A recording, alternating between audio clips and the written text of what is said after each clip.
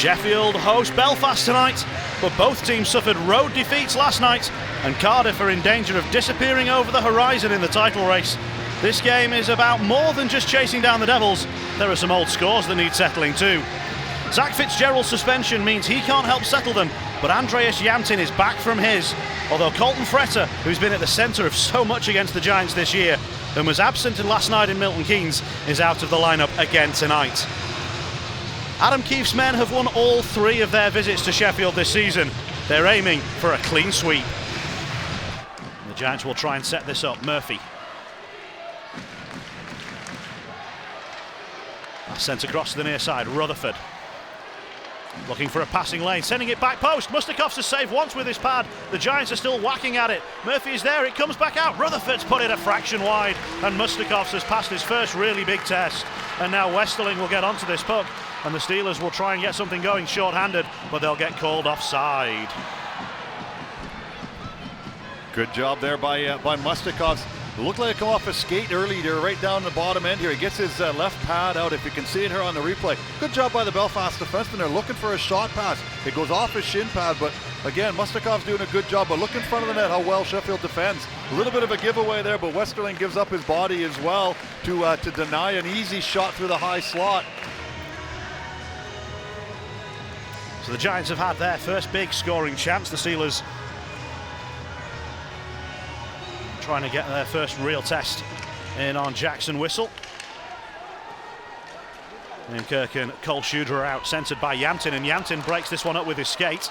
Can Shudra force his way onto it? He can. Kirk's one-timer! Oh, the crowd love that. He scored 2 in 2, and he's given the Steelers the lead. Yeah, great little play there. You look at Yamtin does a good job coming out, and then Cole Shudra does a good job as well recognizing Liam. You see him have a nice little heads up there. Liam just gets it away, maybe fools the netminder a little bit here. It goes a little bit under the glove and goes into off the near side post. So great job by all 3 players there getting involved right off the face-off, and it puts Sheffield up by 1. They do take advantage of that first real shooting chance. It was Yamtin with the interception, Shudra with the persistence and the great feed, and Kirk with the ripping one-timer. Steelers are into the offensive zone again. Here's Valdix bringing the defenseman into the play. What an opportunity this is! Stick handling and scoring! It's O'Connor up from the back. And how about this for a start from the Steelers? What a nice job there by Ben O'Connor. The patience is unbelievable. Just opens up the netminder's wickets and feathers it through, but Valdix does a good job as well. Matthew Raw in front of the net. Markar going to the net, and obviously, like we said at the top of the show, you've got some great skill in Ben O'Connor. He just waits and waits and waits. There's nobody coming out to check him, and that's a fantastic reply to the first goal that Sheffield got. Hook sent around the boards. Jarrett thought twice about going in to close down on this one. Murphy with the one-timer that misses short side. And here's Levi Nelson. Good pass to centre ice. The Steelers are across the blue line with momentum. Angle is tight. Neely's taking it around the goal. He's played it back out. There's the shot. What a kick save! And the follow-up is on. And the Steelers lead 3-0 through Nelson. My goodness, what is happening here tonight? Well, I think Keefe needs to call himself a quick timeout here and sort his netminder out as well. He's a little bit wayward on some of this, but he makes a great kick pad save here. But how is Levi Nelson left wide open in front of the net? Where's the other Belfast players coming to help support the rest of his defense in that? Very untypical of Belfast, and we can just see, like I said, Belfast can keep calling a timeout to try to get themselves back in order here. Here is Gulakos. Penalty ends on Silvestre, and the Giants go on to a minute and 15 or so of 5-on-4, followed by another 2 minutes. So they really want to take advantage of both of these power play opportunities that are stacked up one after the other. It's Gulakos getting the booze. Perhaps no surprise given all he's been involved with this season. And the Steelers know he's a dangerous player, but he's left the puck behind. Here's a short-handed chance. It's Andreas Yamtin. Oh, and he scored! The Steelers surely couldn't have scripted it any better than that. Yamtin taking it from Gulakos and making it 4-0. A nice little around the world there. Doesn't do much for a whistle, but then that's the play right there. You look at it, just does enough to get his stick to the outside part of the lane, and there's no chance for Whistle to get a hold of that one. Here's Furland. Goes back towards the point. They're trying to set up the one-timer. It's not quite there for Gulakos. Yantin is right in his face again. Surely we won't see a repeat. Furland, Gulakos has to control with the skate. Giants work it nicely, and Mustakos kicks it away. That's his best save so far tonight. That was a really sharp shot from Shields. And Arson will swipe that one off the boards and down, and the Steelers were under pressure. And the Giants forcing chances. Well, that's what we said. Belfast have a good power play. They move the puck around really, really well there, and Shields gets a nice one-timer out in the high slot. So again, Belfast have all the tools to come back in the game. It's just a matter of if they use them. O'Connor tries to glove that one free. Phillips completes the slap shot clearance. Penalty kill situation has just brought the crowd back into it. It's been a little bit flat at the start of this second period. The crowd realising that the team need a little bit of extra support right now to make up for the skater that they're missing. And O'Connor steps forward, and he'll carry this one, and he's got support from Jonathan Phillips. O'Connor might not need him. Whoa. He doesn't. He's finished in fantastic style, and the Steelers have scored two short-handed tonight to lead 5-0 now. Oh, wow, this is an absolute cannon by O'Connor. He head up all the way. Whistle's actually got him tracked pretty good here, but look where the shot is. Whistle does get a little bit off of it, but it goes off near the thumb part of the catcher. The cheater part of it just has enough power to go up into the top of the net, and Whistle doesn't quite get enough of it to pop it up and over. It's a good spell from the Giants, though. They've arguably had the better of this second period. They haven't found a way past Mustakovs yet. Rutherford. That one bounces off a skate and goes behind the goal. Nelson will be to it against the wall, but his pass is into a dangerous area. Mustakovs makes the save, and has it got across the line? We wait and see.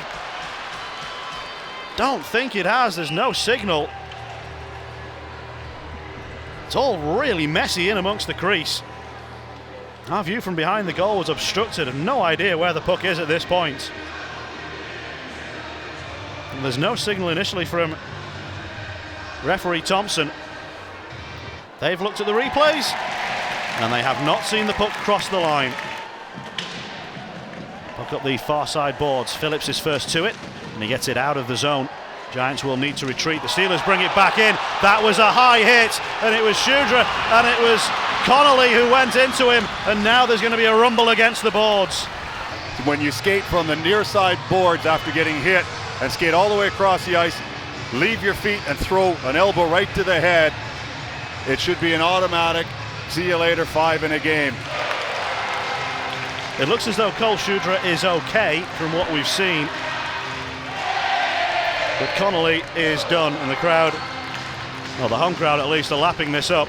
It needs to be a little bit farther outside the dot, more like in the Stamkos and Ovechkin area, just outside there on a better angle. The long shot gets tipped in by Matt Marquardt, and the Steelers have a power play goal to make it 6-0. Yeah, good job here, Grant. Valdek's key on the power play, working hard, controlling the puck.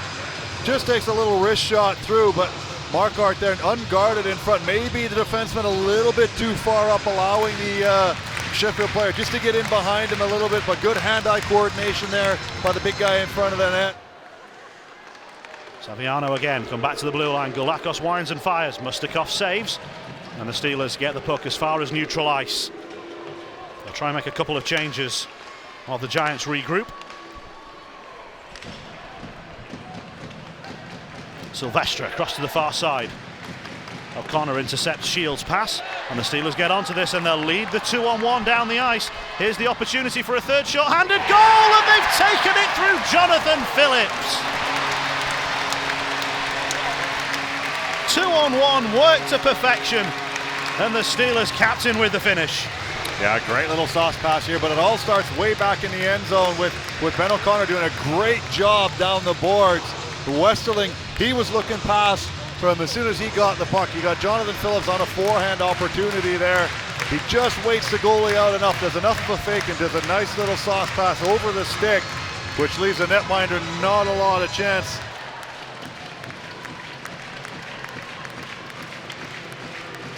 Gulakos. Pass down low. They'll bring it back out high. Martinelli, the pass is intercepted. And here come the Steelers again, moving in. 2-on-1. 3-on-1 now. Oh, beautiful. Just wonderful from Marquardt. What a night this has been for the Steelers. You know, it's when things are going bad, but this is a great play. Nice triangle here, 3-on-1.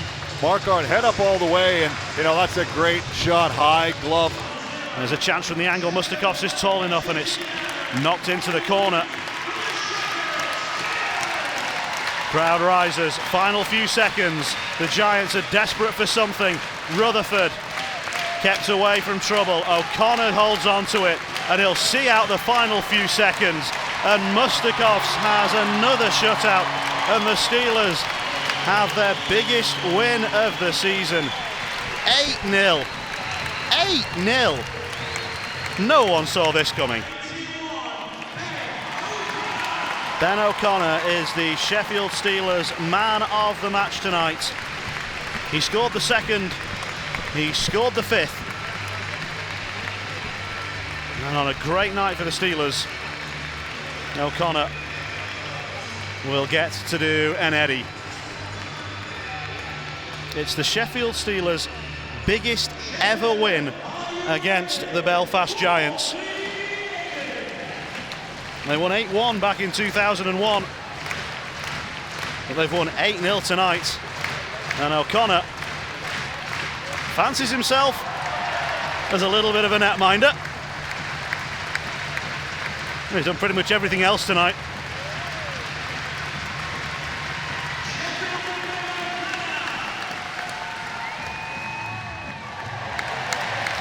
And he dives and covers up, just like Mustakovs did several times tonight en route to his 22nd Sheffield Steelers shutout. It really has been a pretty much perfect evening for the Steelers. 5-on-5 yesterday. We only gave up the one goal. They scored 3 power play goals and an empty netter, and we didn't get it done around the net, and pucks were bouncing either side of the post and hitting shafts and leg pads, and it was just one of them nights. So we started off by saying, yesterday wasn't as bad as the result looks, but today we know this is our season right now. We've got to kick back, and boy, did they kick back. Yamtin comes back into the lineup, scores a great goal. Kirky gets it off the way. I mean, him and Shudra right now are flying, aren't they? They're just playing with that freedom. You know what? I mean, everything's about. I mean, you know, we're probably one of the only clubs that are playing these youngsters and developing these youngsters because we believe in them. But it doesn't happen overnight. So it took Kirky. You know, Kirky's played on a 4th line and he's moving up now. You know, he's starting to show what he can do. But he's played on a 4th line pretty much all season, and he had to understand the game away from the puck and learn what to do, and not do the things that he can do in the EPL or in junior, and he's matured hugely from that. Cole was another one that, you know, we need to get his speed, his tenacity. We tried him on the back end a lot of times, and we wanted him to go away. I wanted him to get confidence with GB because I knew we'd be playing as a forward, and he's come back in now, and now we're giving him that opportunity. But I've seen it over the last 4 or 5 weeks in practice with Cole.